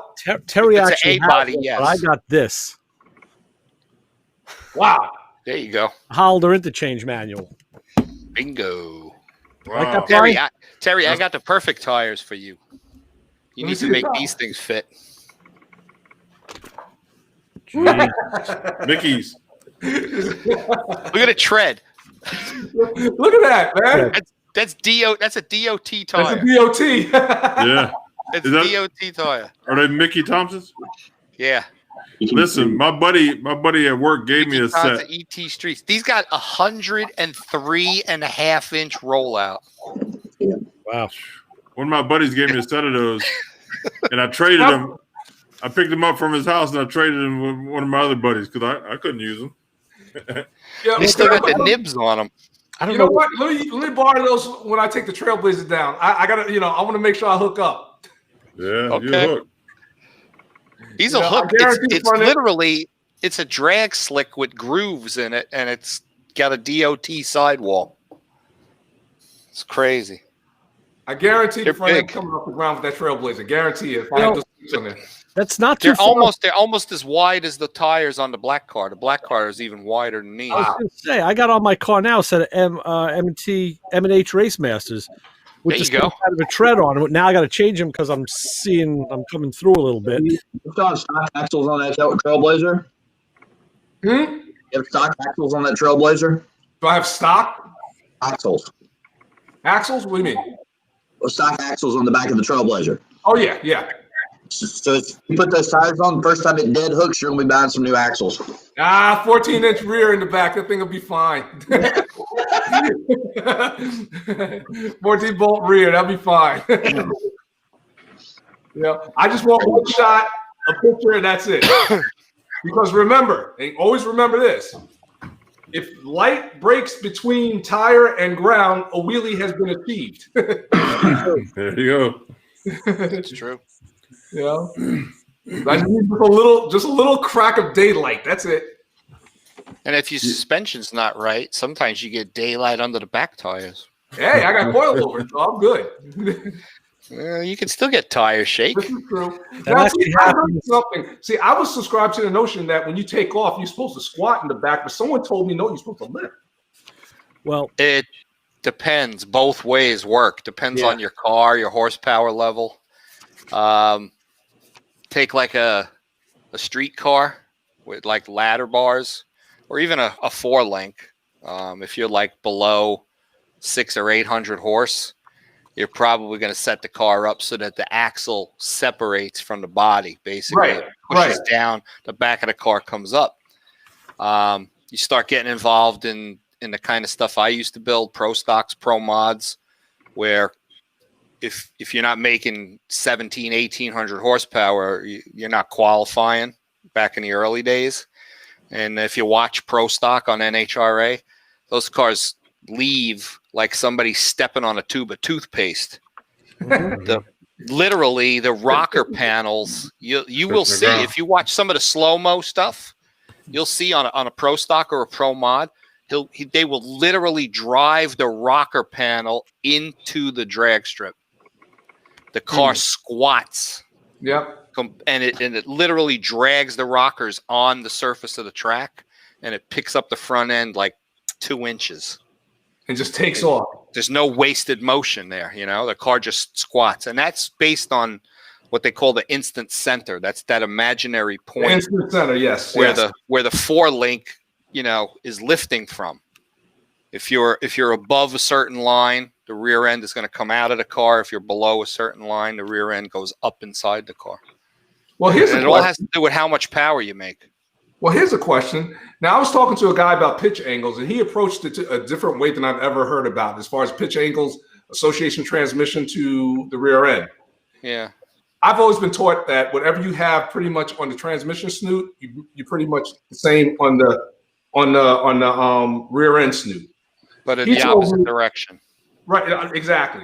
He told me that some people, what they do is they will put the gauge, find out what the degree is on the end of the axle towards the transmission. I guess towards the snoot. I mean the axle. Right. Figure out what the axle is, right, and then what's it called? I guess subtract it, and whatever that is, you got to get to that point as far as the diff. And I was like, I never heard that before. Yeah, I used an app. Kiesler transmission. That's how I bought my car. And I used their app on the phone. And when I had the car up on the lift, you get into the app. It has you level the phone and put it on the bottom of the engine in a flat spot, on the transmission, on the drive shaft, on the rear end, and then you hit enter, and it calculates. It does all the calculations for you and tells you if you have to increase the pinion angle or decrease it. And I happen to be, luckily I was like right on. I was right in the zone because I did it all on the ground. I was just double checking it. But the app makes it a breeze. Just incredible. I want to try this. What is this, Kiesler? Yeah. Let's see. I should still have the app in my phone here. They have an app. So now do you have to zero out the whole car? Well, no, like I said, you set the phone up and zero that, and then you just start putting it. It says hold the phone, long ways against the flat part of the like the oil pan. You hold it up and you push the button.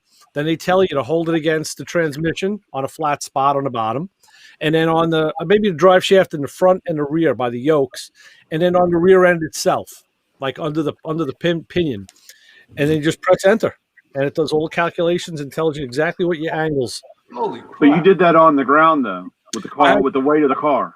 You got to do it. No, you got to do it on. Well, I did. I was playing with the one, but then if you're going to do it on a lift, you have to have a ramp lift. Right. You had to have like a front end. Right. Lift. Correct. Because you need the weight of the car. That's a good app to have for like a street car, That's strip a really car. good app. It was a piece of I cake. can't wait. I was when we built the drag cars, we had a jig bar with adapters, and it's a 3-inch tube, real heavy wall 3-inch tube. This thing must have weighed about 80 pounds, and we made on a 9-inch Ford the front bearing retainer. built a special piece that went in there that was like a socket that this bar could slide into and couldn't move around. And then we had adapters at the front that would go into the rear main and then the main just in front of that.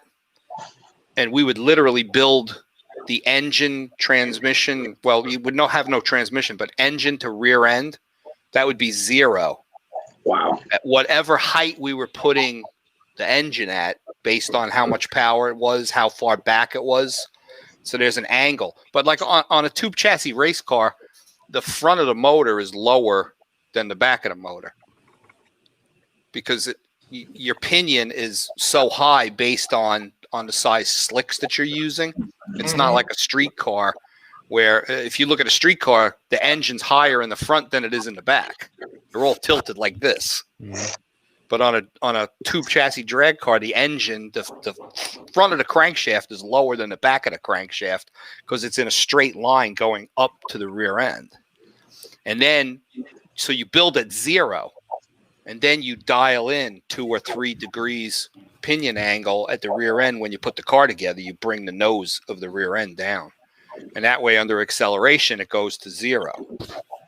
Once the rear end rotates, then you have a 0 drive line, which is the least amount of friction and energy lost on your U-joints, on your drive shaft.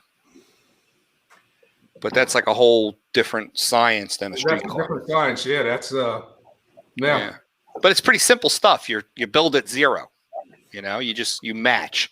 If the pinion center line on the rear end, if you're using a 34-inch tall slick and a 9-inch Ford, your pinion center line on the rear end is going to be like 13 inches in the air. So your engine angle has to match that. You know? And that naturally that angle changes if it's a short wheelbase like a Cobalt, or a long wheelbase like a 56 Chevy Pro Mod where it's 115-inch wheelbase. There's a big difference there. You know, so it's all math. No, it's all math. Yeah. That's exactly right. They are 115 inches. Yeah. Have to use the Pro quadratic. mods are, yeah. Quadratic equations. Quadratic equations. Yeah, you gotta have those. Yeah. I know Ray's still looking. Ray, what are you looking up? What do you got in that book? I must have deleted it out of my phone. Oh. Yeah, because I did it and it was done. And I think, on one of my cleanup binges, I'm like, okay, I'm not using this. I'm not using this no more. Yeah, I'll look it up. I'll call Kiesel up and ask him. But did you got that book? What book was it that you just showed us? That's the Hollander manual, and I don't see that bracket because I don't know what they call it. That's the Bible. This is the interchange manual. It's a phone book. The junkyards use these all the time. And this will tell you, like, if you look up, say, a piece of door glass or a fender for a 66 Chevelle, it'll tell you what other cars you could take it out of as to interchange. Right. I think it's called the it holds the brake and the clutch. I think it's called the brake and clutch assembly bracket or something like that. Yeah, I didn't see it listed. Like I said, the only thing the book won't tell you is you could put a Chevy rear in a Pontiac or in an Olds. It won't tell you that. It'll only go between, similar, glass. It'll tell you, 442 glass. You could use that in a Pontiac, but they don't do other stuff. So, I didn't see what they called that. Is that the 67? Yeah, I have a buddy who needs to know, if they will cross on over, like if one Ford 67 Chevelle will fit in a 67 Skylark. Well, I'll tell you this: the one I have in my Pontiac, I put in there in like 1979, and I got it out of a Chevelle. So, and all the clutch linkage I was using, I got out of a Chevelle because you couldn't get Pontiac stuff back then. So I said, and what year is yours? Yours is a 64, 65? 5, yeah. Yeah. And so you got it out of a 65 Chevelle, or? I don't know if it was out of a 65, but it was out of an early, probably a first-gen Chevelle. It's called a brake and clutch pedal support bracket. There you go. I just looked one up on National Parts Depot. I think I remember that on my car. My car is all chopped up. My car is a Frankenstein. Yeah. $99.99. So now this may be a stupid question, but I just want to make sure because, like, now would the first gen goes 64 to 65, second gen 66, 67? Of what? Chevelle A bodies. It's 64 to 67. That's what I'm thinking. But a lot of people say no, 64 to 65, and then they say 60, and I'm like, I don't know about that. No, I've always said 4 to 7 because it's the body style. The body style changed in 68. 68, exactly. I mean, It changed to 66. 66 and 67, then you've got 68 and 69 are alike. Is that what you're? There were minor changes. But here's the question. Yeah. Would a 64 and a 65 be the first gen? Definitely would be first gen, yeah. Yeah, first gen as well. So right, but what about the 66, 67? Is that a second gen? I still think it's all first. Oh, yeah, well, okay. I think it's all first generation. Yeah. And then with 68 and 72, would that be the third gen? 68 is the second gen. That's what I'm thinking. Because if I'm thinking that the 64 to 67 was the first gen. Right. That's how I see it. Yeah. That's how I've always classified it. Yeah. Yeah, but a lot of people see it differently. They do that with Pontiac too, because the 64 GTO, the lights were a little different. So some people break out the 64, but it's 64 to 67. I mean, every year something changed.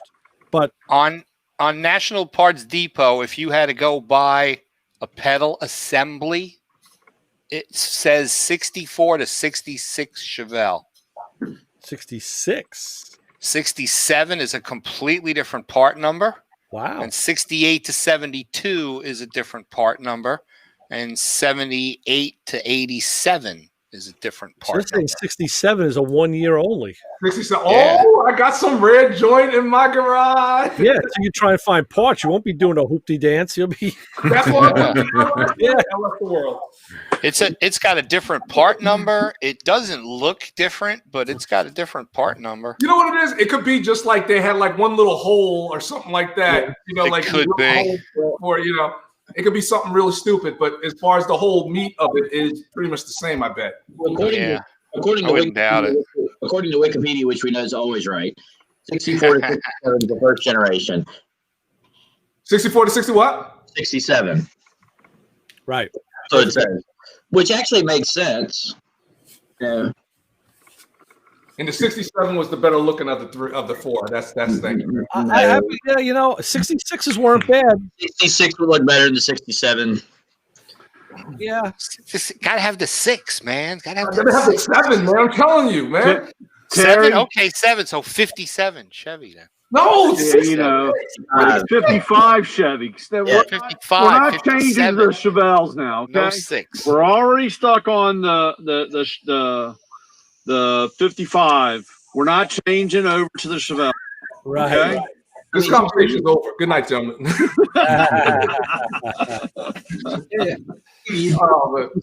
Since like 6 Chevy.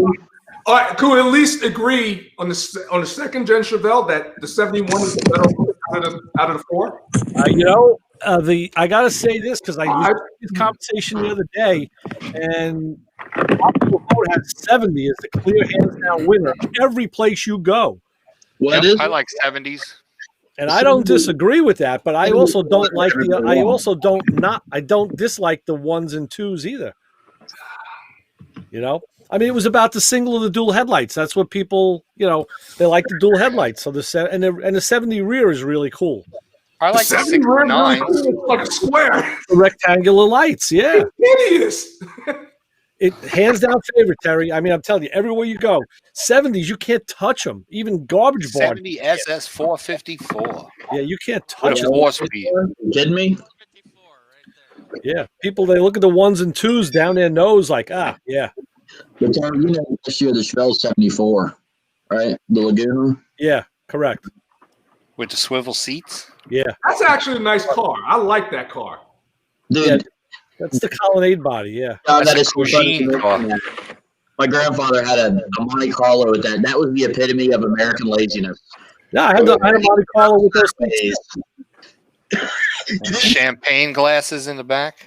Just fall out of the car. No, my Monty had swivel Now, buckets. I think is what my grandfather had. And I'll tell you, I never used the swivel buckets for me to get in and out, but you would have to swivel them to let a passenger get in and out of the back because they didn't flip. They didn't fold down. And you had to wear those white slip-on shoes with that little gold thing in the front. Sergio Tacchini's. Apparently, I don't remember that. But if you really want a car, a Grand Am, that with the squishy nose, you remember that? Yeah. Yeah. Well, That John, was nice. I had a buddy who had one with original stick. the difference I was, was that's you need nice. to hold on to this car. The thing was, I took my Monty that had the 350 in it, and I yanked it out and put a big block in it. There you go. Would have worked 400, a turbo 400, and put every hose and the AC hooked up. It looked like it was a factory installation. Everything was like, I wanted. People had no idea that motor didn't come in that car.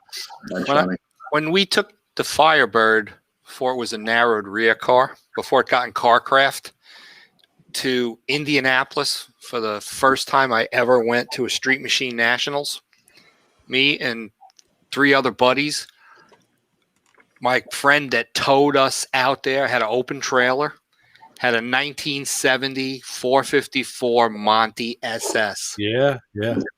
And we towed the trailer with my Firebird behind this Monty SS. Nice. What a trip. That thing was awesome. That's cool. We had a good time. Great I do car. like the Monty SS, but I like the Grand Prix a little bit better. Nice. Grand Grand Prix. Prix. I have a soft spot for the GPs and the Rivieras. Every Grand Prix, if they said here's a Grand Prix and here's a Monty, I'd be like, let me jump my butt in this Grand Prix. More If you luxurious. got the Grand Prix, you got to have WBLS on also. Yeah. Oh, no doubt, and you got So, you got the excitement, Whatever happened to that station? It's still. What are you talking about? Steve Harvey hosted. WBLS is still around New York? Yeah. Is it still? Well, it's still it was a disco station back then. No, Was it was R&B, soul, whatever, disco, whatever. Oh yeah. Yeah, it's, Steve Harvey has a show in the morning. All these guys have shows in there. Yeah, they still got Get it. out of here. That's 92 KTU. That's even 92 KTU. Then there was that station Ray would know. When you get into Queens, there's a radio station right next to the expressway. On the LIE, yeah. That used to be, like a old man's radio station, and then they got taken over, and for the whole summer, they played like rock and dance music with no commercials. What was the name of that station? You're thinking about 99X? No. They did It that was- summer it of was- X. I think it was 1035. That's an odd, 1031 broadcasts, 1035. I don't think is an active frequency here. Well, that station, it was either 1035 or 1037 that broadcast out of Queens there. Yeah, I know what you're talking about. I know the exact location, right? Yeah, and then they got taken over. They changed the format and it went to kind of like rock, pop music, and I forget the call letters that they changed it to. And like the whole summer, not one commercial, the whole summer. Wow. 24 hours a day, just I playing music. It was I awesome. know 99X did that around 1979 or 80. Yeah. That was that whole summer of commercial-free rock. But that Wow. was like your regular classic rock. Is WLIR still a rock channel? No, the name still exists, and believe it or not, there's a simulcast from WABC simulcast on WLIR out on the East End. Oh God. Because the name stayed around, but the actual station and format is gone. But the name is still in existence. Huh. Just And not then like what was that? What was that radio station? Right off of Hempstead Turnpike, kind of like near Hofstra. You may be thinking of no, it wasn't GBB. It was a rock station. It was progressive rock. Well, LIR was right there on Hempstead Turnpike. Oh, so it was LIR. They were upstairs. They were on the. Oh no, I know what I'm thinking about. Yeah, I'm thinking about LIR because my dad took me to the studio there. Yeah. One of his students at Hofstra was the DJ, nighttime DJ. Right. And I had an interest in that. So my dad asked this guy, can we come up to the studio? And we went up there. And then years later, he became a publisher, Uh-huh. and he has a trade magazine about talk radio. Uh-huh. Mike Harrison is the guy's name. Mike Harris. But I was thinking of Mike Harrison. Yeah, I was thinking of WRCN. RCN was out of Riverhead. RCN was out east. Yeah. They're still Yeah. around. RCN still. BAB simulcast on RCN out in Riverhead. Oh, really? Wow. I know See, we they used all to- used to be competing stations. Yeah, but they got bought. They got bought by a new owner. So Wonderful. now you boys will play nice. Ready, please, Bear. Well, gentlemen, Well, see, that's speaking of the nice, way it is. I have to head on off. All right, Terry. Have to go and take care of some business. You know, I and then, what's the call? All right, brother. Listen, everyone, All right, Terry. Yeah, We appreciate you. So you got Lewis. This is a good platform. This is very good. Yeah, I think so. Yeah, I like But it. I got to get off too, and I don't know if he's going to kick everybody off. if it does, it does. Yeah, so There's one way to find out. next week I think I'm going to have Shorty from Iron Resurrection on. Nice. Oh, yeah. So he told me Hey, to Lewis, call. what's the max we can have on here now?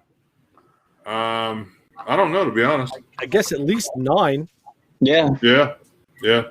And Put it maybe to the test. 12. It could drop another level. Yep. You know, Yeah, maybe. All right. It might. Gentlemen, be nice. Be cool. All right, be cool. Hey, Terry, See you, brother. Talk to you guys later. Take care. Hey, I'm going to call you this week sometime, this weekend. No problem. All right. Appreciate Take care, you. everyone. Big All right, block fellas, Chevy I'm gonna- forever. I'm going to sign off too. So if we get kicked off, I'll see you next week. all right, All righty. Sounds good, Lewis. Take it All easy. right. Be safe. all right. Good night.